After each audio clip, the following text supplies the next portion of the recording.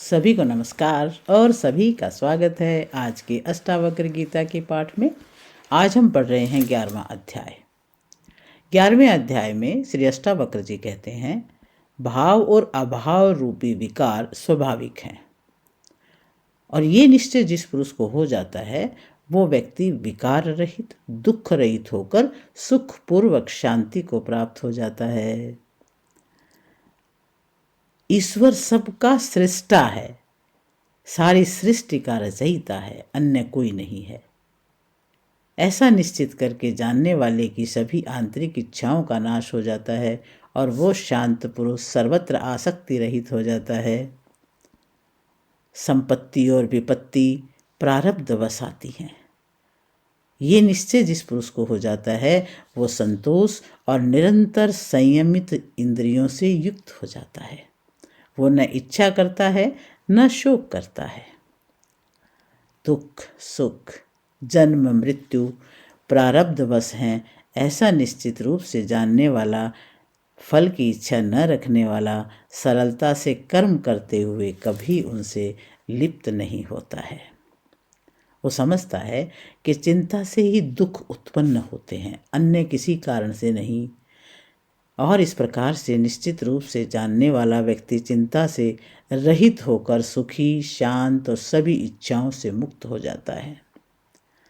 न मैं शरीर हूँ न ये शरीर मेरा है, मैं ज्ञान स्वरूप हूँ, ऐसा निश्चित रूप से जानने वाला जीवन मुक्ति को प्राप्त हो जाता है। वो किए हुए अर्थात भूतकाल और न किए हुए अर्थात भविष्य के कर्मों का स्मरण नहीं करता है। तृण से लेकर ब्रह्मा तक सब कुछ मैं हूँ, ऐसा निश्चित रूप से जानने वाला व्यक्ति विकल्प रहित हो जाता है, पवित्र शांत प्राप्त अप्राप्त में आसक्ति रहित हो जाता है। अनेक आश्चर्यों से युक्त ये विश्व अस्तित्वहीन है, ऐसा निश्चित रूप से जानने वाला इच्छा रहित और शुद्ध अस्तित्व वाला हो जाता है। वो अपार शांति को प्राप्त करता है। अष्टावक्र गीता का ये 11वां अध्याय एक ऐसी अवस्था का वर्णन करता है जहाँ साधक संसार के परिवर्तनों से परे उठ जाता है और नैसर्गिक सहज अचल शांति को प्राप्त करता है। ये अध्याय ये बता रहा है कि संसार चलता रहेगा, विकार आएंगे जाएंगे, सुख दुख बदलते रहेंगे, पर जो इन परिवर्तनों का सार है वही आत्मा की सच्ची अवस्था है।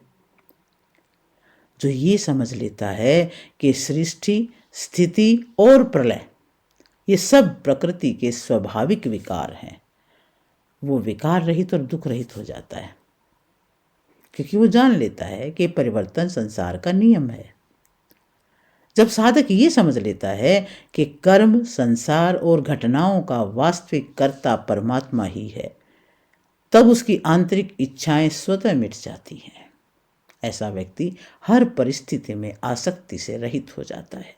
जिसे ये ज्ञान दृढ़ हो जाता है कि सुख और दुख, संपत्ति और विपत्ति हमारे पूर्व कर्मों के अनुसार आते हैं, वह न शोक करता है न इच्छा। उसका मन संयमित और संतुष्ट हो जाता है। अष्टावक्र कहते हैं कि जो जान लेता है कि जन्म मृत्यु सुख दुख सब प्रारब्धवश हैं, वह कर्म करता हुआ भी कर्मों से अलिप्त रहता है। ऐसा व्यक्ति कर्म के केंद्र में रहकर भी कर्म से परे होता है। अष्टावक्र जी बहुत स्पष्ट रूप से कहते हैं कि दुख किसी बाहरी कारण से नहीं, चिंता से उत्पन्न होता है। जो ये समझ लेता है तो वो चिंता से मुक्त हो जाता है और स्वाभाविक रूप से सुख और शांति को प्राप्त करता है। जब साधक ये दृढ़ता से जान लेता है कि मैं शरीर नहीं हूँ, ये शरीर मेरा नहीं है, मैं तो शुद्ध ज्ञान स्वरूप हूँ, तभी वह जीवन मुक्ति को प्राप्त होता है। ऐसा व्यक्ति भूत और भविष्य के कर्मों को मन में स्थान नहीं देता है, वो केवल वर्तमान और आत्मा में रहता है। ये अद्वैत की चरम सीमा है, सब कुछ मैं हूँ। ये जानने वाला कामना विकल्प से भी मुक्त, पवित्र शांत प्राप्त और अप्राप्त में निरासक्त हो जाता है। जो ये जान लेता है कि ये विश्व अनेक आश्चर्यों से भरा हुआ परंतु अस्तित्वहीन है, वो इच्छा रहित होकर के शुद्ध अस्तित्व बन जाता है और अपार शांति को प्राप्त कर लेता है।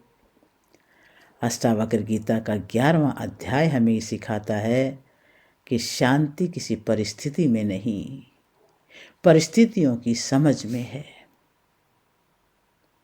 जो जान लेता है कि सब कुछ प्रकृति का खेल है, सुख दुख प्रारब्ध हैं, चिंता ही दुख है और आत्मा शरीर नहीं, वही सहज शांति को प्राप्त होता है। एक ही पंक्ति में यदि मैं सार बताऊं तो इसका सार बनता है, परिवर्तन स्वाभाविक है और मैं उन परिवर्तनों से परे हूं। आप सबका बहुत बहुत धन्यवाद। और यहाँ पर ये अष्टावक्र गीता का 11वां अध्याय संपन्न होता है। जय श्री कृष्णा। हरिओम तत्सत।